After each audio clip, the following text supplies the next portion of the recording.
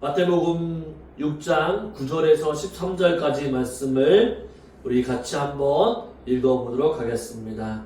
같이 읽습니다. 그러므로 너희는 이렇게 기도하라. 하늘에 계신 우리 아버지여, 이름이 거룩히 여김을 받으시오며 나라가 임하옵시오며 뜻이 하늘에서 이루어진 것 같이 땅에서도 이루어지이다.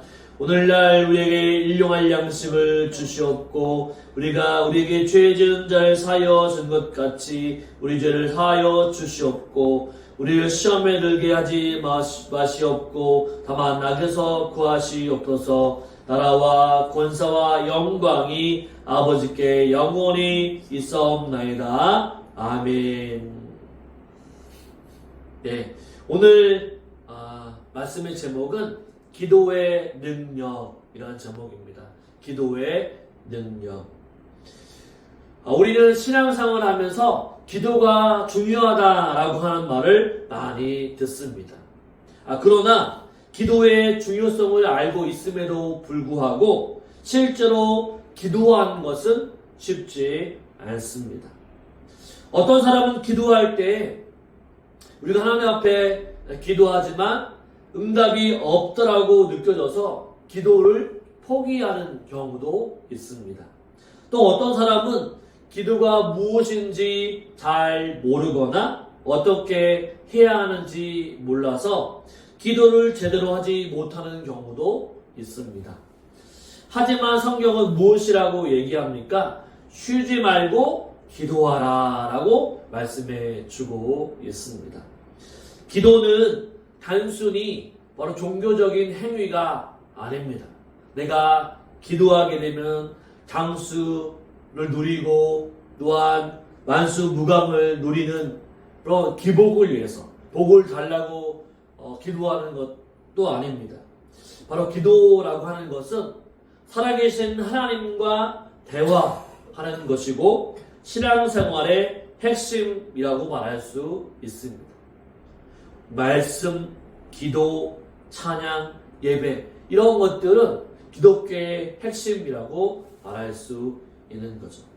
기도를 통해서 우리는 하나님의 뜻을 깨닫게 되고 하나님의 능력을 우리는 경험할 수가 있습니다. 그러므로 올바른 기도를 배우는 것은 너무나도 중요합니다. 예수님의 제자들도 처음부터 기도를 잘했던 것은 아니었습니다. 그들도 예수님이 기도하는 모습을 보고 감탄하면서 예수님께 나아가 기도하는 방법을 가르쳐 달라고 요구했던 거죠. 누가복음 11장 1절에 보면 주여 우리에게도 기도를 가르쳐 주옵소서라고 기도했습니다. 바로 이 요청에 대한 예수님의 대답이 바로 오늘 본문에 나와 있는 주기도문, 바로 주님이 가르쳐 주신 기도문이었습니다. 이 주기도문은요, 주기도문의 기도를 빼면 주문이 되죠. 단순히 우리가 사도신경이나 아니면 주기도문처럼 주문을 외우는 것이 주기도문이 아닙니다. 올바른 기도의 원리를 가르쳐 주는 바로 기도의 모범이라고 할 수 있는 기도의 모범을 예수님이 실제적으로 기도는 이렇게 하는 것이다 라고 가르쳐 주시는 것이죠. 예수님이 이 기도를 통해서 우리가 어떻게 기도해야 하는지 또한 기도를 통해서 무엇을 구해야 하는지를 우리에게 가르쳐 주고 있습니다. 오늘 우리는 마태복음 6장 9절에서 13절에 나오는 주님이 가르쳐 주신 기도를 통해서 기도의 능력이 무엇인지를 한번 살펴보기를 원합니다. 기도는요, 단순한 종교적인 행위가 아닙니다. 눈 감고 있고, 하나님 다 아시니까 마음속으로 기도하면 된다. 기도가 무슨 필요가 있느냐? 라고 생각할 수 있지만, 그런 것이 아니라, 우리가 기도를 통해서 하나님의 능력을 깨닫게 되고, 하나님의 살아계심을 깨닫게 되는 통로라고 말할 수 있습니다. 바로 기도를 통해 우리는 하나님과 더욱더 가까워지고 우리는 우리 삶 속에서 기도를 통해서 하나님의 능력을 경험할 수 있다라고 하는 거죠. 이제 본문을 중심으로 기도의 능력이 어디에서 나오는지를 한번 살펴보기를 원합니다.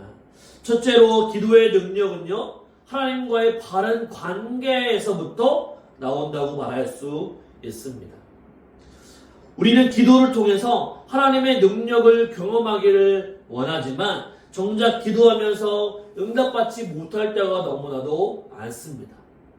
우리도 기도가 얼마나 중요한지 잘 알지만 기도하면 하나님이 100% 기도를 들어주시는데 때로는 우리가 하나님께 기도를 하면서도 기도의 응답을 받지 못한 것처럼 생각하고 있다라고 하는 거죠. 그것은 왜 그럴까요? 바로 기도라고 하는 것은 단순히 하나님 앞에 요청하는 것이 아니라 하나님과의 관계 속에서 이루어지는 대화이기 때문입니다. 예수님께서 기도를 가르치실 때 바로 기도의 시작이 하나님과 올바른 관계에 있다라고 강조하고 있는 거죠. 하나님과의 올바른 관계. 예수님께서 기도의 첫 마디를 이렇게 시작하면서 가르쳐주고 있죠. 9절에 보면 같이 한번 읽어볼까요? 9절에 그러므로 너희는 이렇게 기도하라. 하늘에 계신 우리 아버지여 이름이 거룩히 여김을 받으시오며.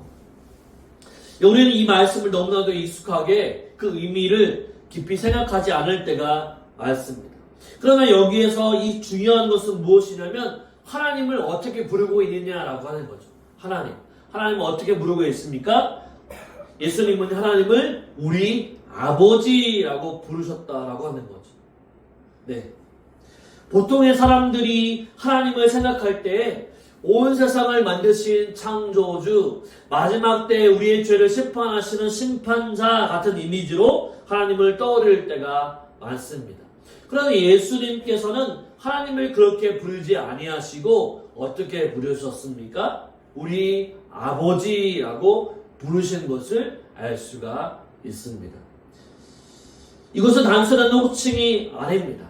하나님과 우리 사이의 관계를 말해주고 있는 것이죠. 하나님과 우리 사이의 관계는 무엇입니까? 우리가 하나님을 아버지로 모시고 우리는 그분의 자녀라고 하는 거죠. 그렇죠? 그래서 성경은 갈라디아서 4장 6절에 보면 이렇게 말씀하고 있습니다. 같이 한번 말씀을 볼까요? 있습니다. 너희가 아들님으로 하나님이 그 아들의 영을 우리 마음 가운데 보내사 아빠, 아버지라 부르게 하셨느니라. 아멘. 어떻습니까? 우리가 예수님을 믿으면 하나님은 우리의 아버지가 되신다라고 하는 거죠. 여러분 이렇게 한번 생각해 보십시오. 자녀가 부모에게 다가갈 때 어려운 말을 사용할까요? 아니면 쉬운 말을 사용할까요? 형식에 맞는, 격식에 맞는 말을 할까요? 아니면 친근하게 대화하듯이 얘기할까요? 어린아이가 부모에게 말을 할 때는 솔직하게 필요한 요구를 하게 되는 거죠. 격식이나 형식을 따져가면서 말하지는 않다라고 하는 것입니다. 우리는 하나님께 있는 그대로의 마음을 표현하면 되는 거죠. 왜냐하면 그분 우리의 아버지이시기 때문입니다. 그런데 많은 분들이 하나님을요 가까이 계신 분, 아버지라고 생각하지 않고 멀리 계시는 분, 나와 좀 동떨어져 있는 분이라고 생각하기 때문에 우리가 기도할 때에도 어려운 말이나 거창한 표현을 써야 할 것 같고 실수하면 안 될 것 같은 그런 생각을 들기 때문에 기도를 되게 어렵게 생각한다라고 하는 거죠. 그러나 하나님은 우리의 아버지가 되십니다.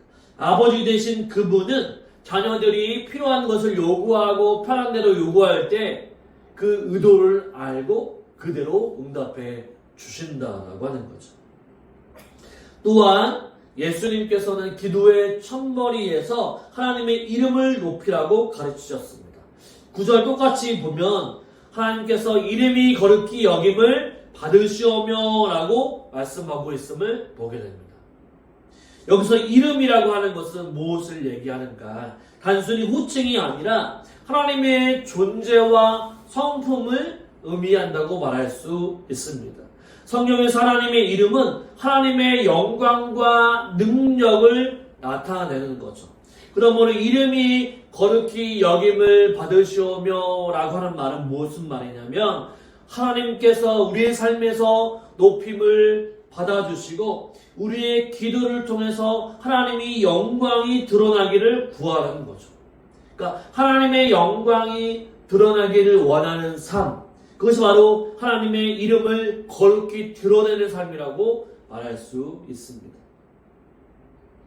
보통 우리가 기도할 때 우리는 우리의 필요를 먼저 하나님 앞에 이야기하는 경우가 참으로 많이 있습니다. 하나님, 제 문제를 해결해 주십시오. 하나님, 저에게 이러한 것을 주십시오라고 우리는 기도합니다.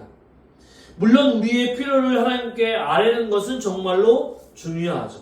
그러나 기도에서 먼저 하나님을 높이고 그분을 인정하는 것이 더욱 중요하다고 말할 수 있습니다.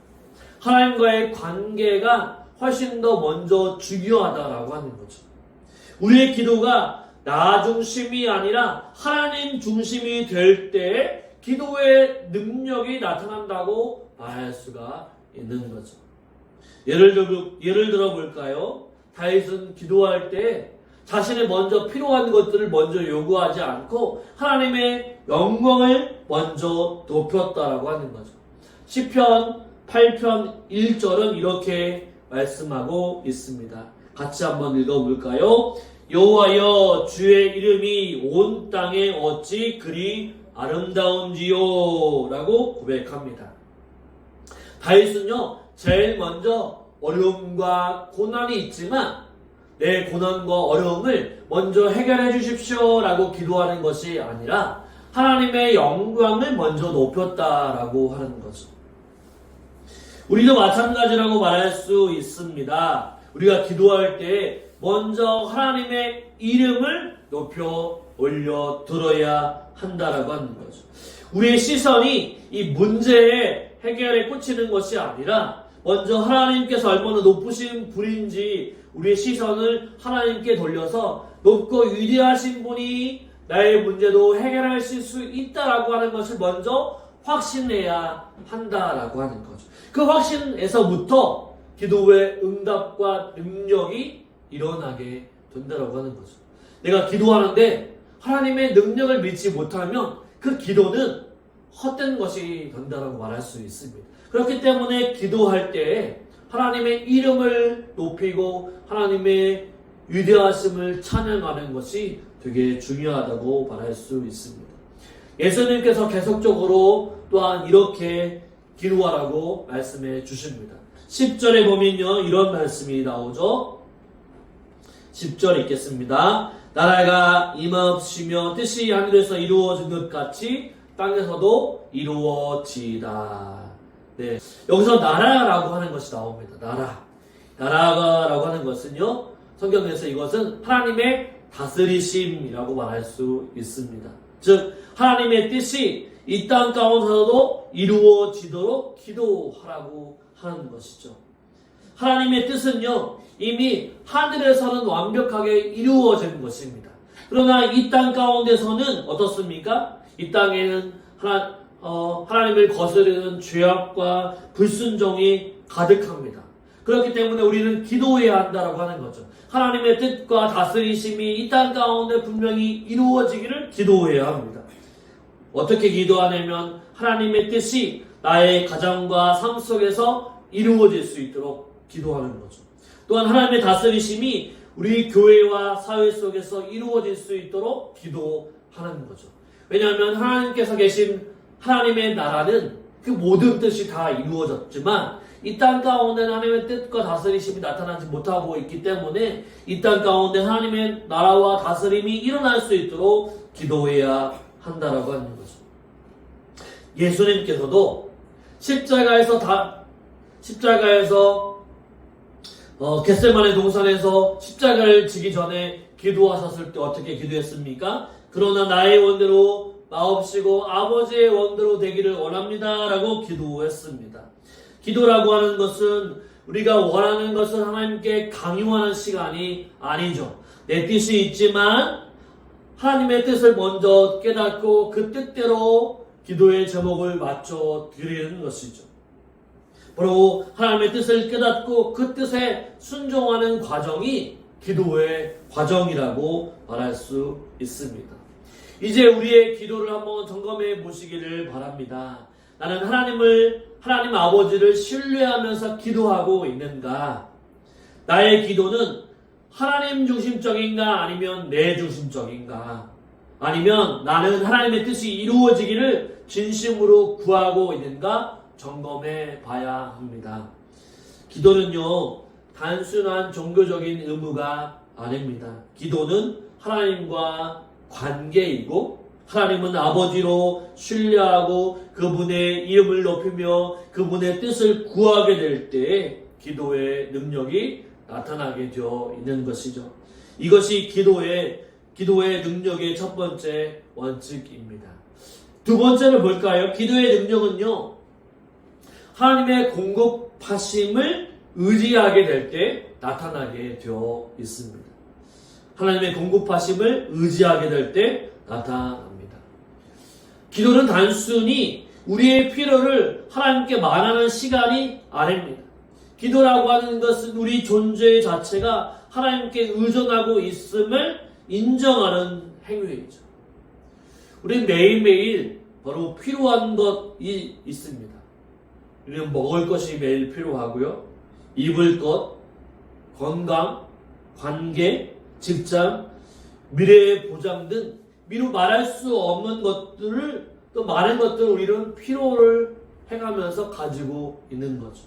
그러나 우리의 노력과 계획만으로는 모든 것의 필요를 채울 수가 없습니다. 우리가 노력한다고 해서 우리가 결과를 얻어진 만큼 노력한 만큼 얻지를 못하게 되는 거죠. 아무리 땀을 흘리고 일해도 미래를 준비한다고 하더라도 우리가 살아가는 모든 과정 속에서 하나님의 공급하심이 없다고 한다면 우리는 아무것도 할 수가 없습니다. 생각해 보십시오. 우리가 아침에 하나님이 건강을 주시지 않으면 아침에 식탁에 숟가락을 입에 넣을 수 있는 힘도 없을 것입니다. 아침에 하나님이 깨우치지 않으면 우리가 아침에 일어날 수도 없는 것이죠. 하나님의 공급하심이 일하심이 매일매일 있어야만 우리가 살아갈 수 있는 것이죠. 예수님께서 이렇게 얘기했습니다. 오늘 우리에게 일용할 양식을 주시옵고 라고 기도하라고 말씀합니다. 이것은요, 하나님께 하루치 음식을 달라고 기도하는 것이 아니라 날마다 하나님을 의지하는 삶을 살아라 라고 하는 말씀인 거죠. 일용할 양식을 주시옵고 라고 하는 말씀은 날마다 우리가 하나님을 의지해야 한다 라고 하는 말씀입니다. 우리의 연약함을 인정하는 동시에 하나님은 신실하신 분이라고 하는 것을 고백하는 행위라고 말할 수 있습니다. 많은 사람들이 기도를 하면서도 우리의 걱정을 내려놓지 못합니다. 내일은 어떻게 될까? 과연 이 문제는 내가 해결될 수 있을까? 내 앞날이 불안하다라고 하는 고민 가운데 살아갑니다. 우리는 끊임없이 미래를 걱정하지만 바로 예수님께서는 오늘의 필요를 하나님께 맡기라고 말씀해 주십니다. 왜냐하면 하나님은 우리가 매일매일 살아가는데 무엇이 필요한지 하나님은 다 아시기 때문이죠. 그렇다면 왜 우리가 기도하는 것일까요? 하나님이 미리 우리에게 모든 것을 다 알고 계신다고 한다면, 우리의 필요를 알고 우리의 기도의 제목을 알고 계신다고 한다면 왜 우리가 기도하는 것일까요? 바로 그 이유는 무엇입니까? 바로 하나님께서 우리의 필요를 아시도록 하는 것이 아니라 우리가 하나님을 신뢰하도록 만드는 과정이기 때문이죠. 내가 얼마나 하나님을 신뢰하고 있느냐라고 하는 과정인 거죠. 기도를 통해서 우리는 하나님이 우리의 공급자이심을 인정하고 모든 것이 하나님의 손 안에 있음을 고백하는 것이 기도입니다. 하나님은 모든 것을 알고 계셔요. 우리의 생각 속에 우리 생각, 우리의 마음, 우리 행동들을 모든 것을 다 알고 계셔요. 그렇지만 우리가 기도하는 이유는 기도를 통해 하나님이 우리의 주인 되심을 고백하는 거죠. 기도하지 않는 사람은요, 스스로의 힘으로 살아가려고 힘쓰는 사람들이지만, 기도하는 사람은요, 하나님께 의지하며 살아가는 사람들입니다. 우리는 예수님을 믿기 때문에 하나님을 의지하며 살아가야 하는 거죠. 하나님은 우리에게 단순히 물질적인 필요만을 채워주시는 분이 아닙니다.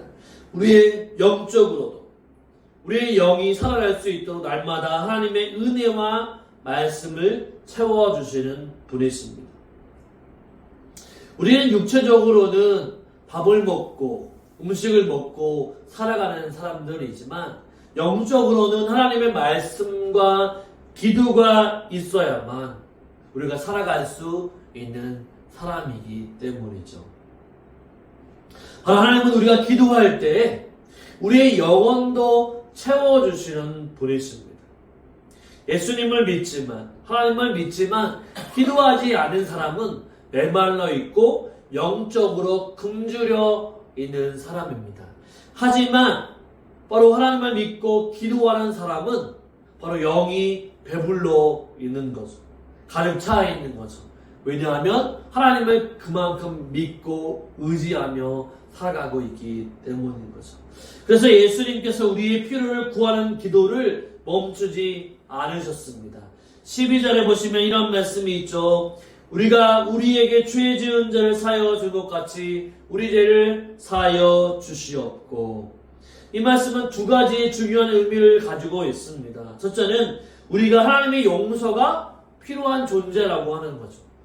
내가 다른 사람을 용서하는 것도 그 다음이고, 먼저 하나님께 내가 용서받아야 할 죄인이라고 하는 것을 알려주고 있습니다.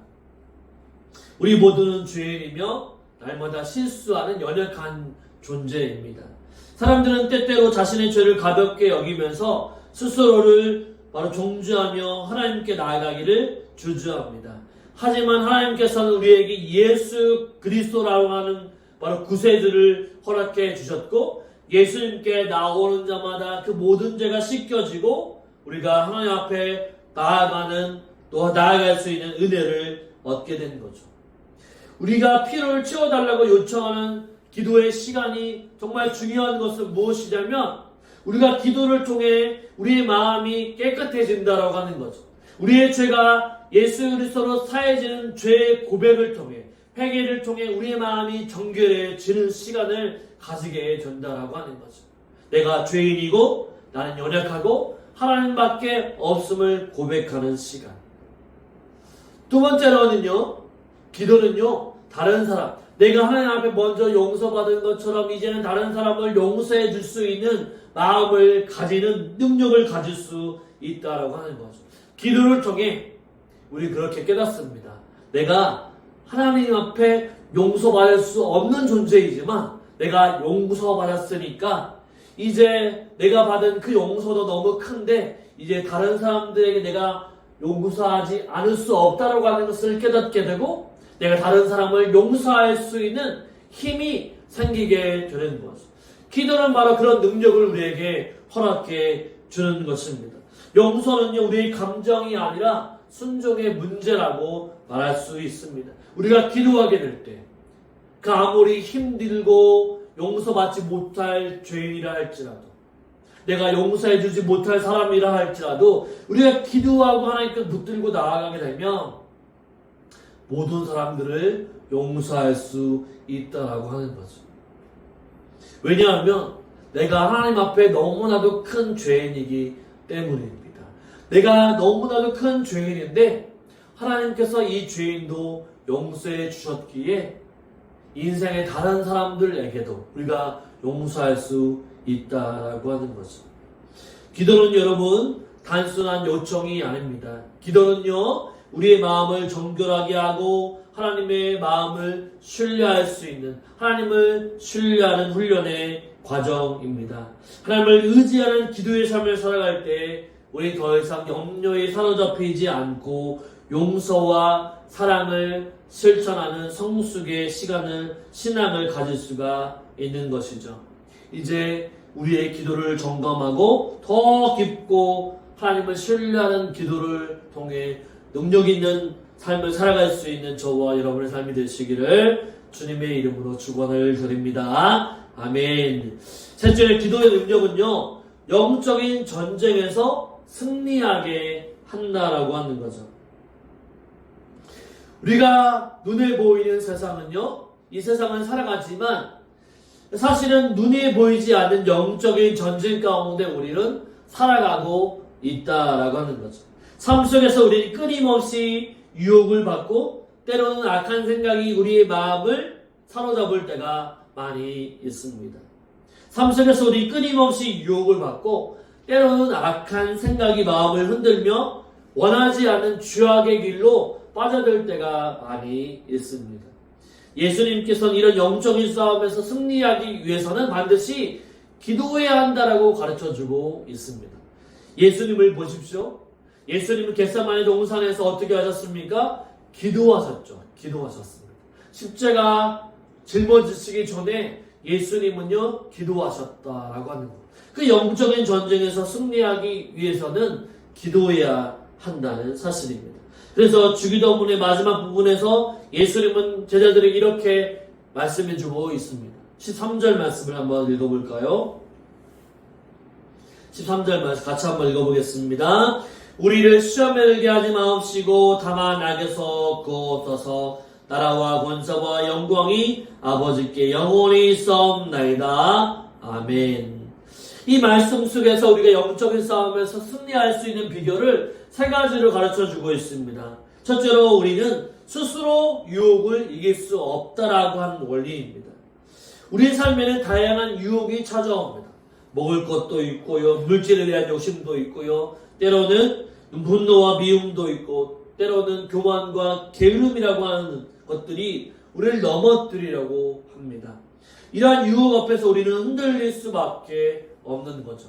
하지만 하나님께서, 예수님께서는 우리를 시험에 들게 하지 마옵시고 라고 기도하셨습니다. 이것은요, 우리가 유혹에 빠지지 않도록 미리 기도해야 한다라고 하는 것을 말씀해 주고 있는 거죠.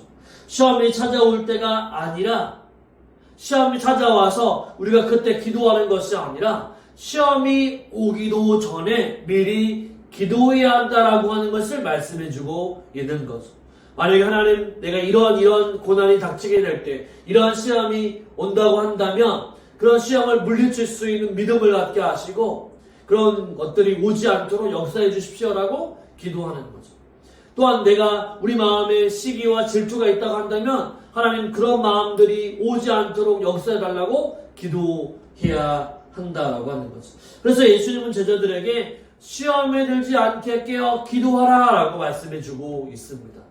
우리의 인생은요, 기도하라는 인생입니다. 수많은 인생 가운데 위험이 있고 또한 여러 가지 유혹이 찾아오죠.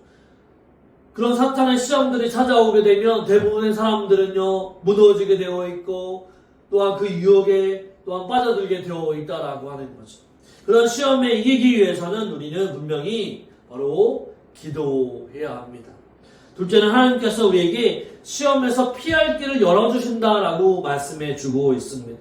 우리는 시험을 피할 수 없는 상황에 놓일 때도 있지만, 그러나 그런 가운데서도 하나님은 우리에게 피할 길을 열어주신다, 그 문제를 해결할 수 있는 능력을 주신다라고 말씀해 주고 있습니다. 고린도전서 10장 13절에 보면요, 이런 말씀이 있죠. 고린도전서 10장 13절 말씀을 한번 읽어보도록 하겠습니다. 같이 읽습니다. 시험이 사람이 감당할 시험 밖에는 너희가 당한 것이 없나니 오직 하나님은 미쁘사 너희가 감당하지 못할 시험 당함을 허락하지 아니하시고 시험 당할 즈음에 또한 피할 길을 내사 너희로 능히 감당하게 하시느니라. 아멘. 하나님은 우리가 시험을 당할 때 하나님께 기도하게 되면 반드시 피할 길을 열어주신다라고 말씀해 주십니다. 그러므로 시험이 찾아왔을 때 우리가 낙심하거나 혼자 해결하려고 하지 말고 즉시 하나님께 기도해야 한다라고 하는 거죠. 우리가 인생의 길을 걸어갈 때 기도는요, 우리의 방향을 알려주는 내비게이션과 같다고 말할 수가 있습니다. 실제로 하나님은요, 우리를 악에서 보호하신다라고 말씀해주고 있습니다. 예수님께서는요, 다만 악에서 구하옵소서라고 기도하라고 하셨습니다. 우리는 때때로 악한 환경 속에서 살아가게 되고 때로는 악한 세력의 공격을 받을 수가 있습니다. 성경은 사탄이 우리의 믿음을 무너뜨리기 위해서 끊임없이 우리를 공격하고 있다라고 얘기하고 있습니다. 우리 믿는 자들을 향해서 끊임없이 사탄은 공격합니다. 우리의 마음을 공격하고요, 우리의 환경을 공격하고 우리 자녀들을 공격합니다. 그래서 베드로전서 5장 8절은 이렇게 말씀하고 있는 거죠. 베드로전서 5장 8절 말씀 같이 있습니다.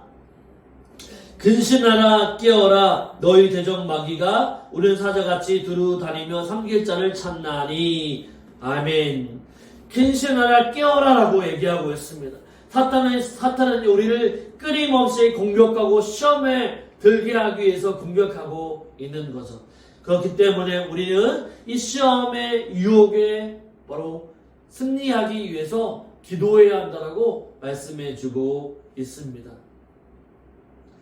기도하는 사람은요, 사탄의 공격으로부터 하나님의 보호를 받습니다.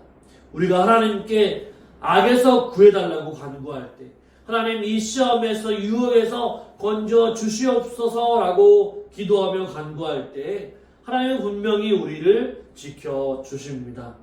기도는 단순한 종교적인 행위가 아닙니다. 기도는요, 우리의 삶을 보호하는 하나님의 방패이며 영적인 전쟁에서 승리케 하시는 가장 강력한 무기임을 기억해야 합니다.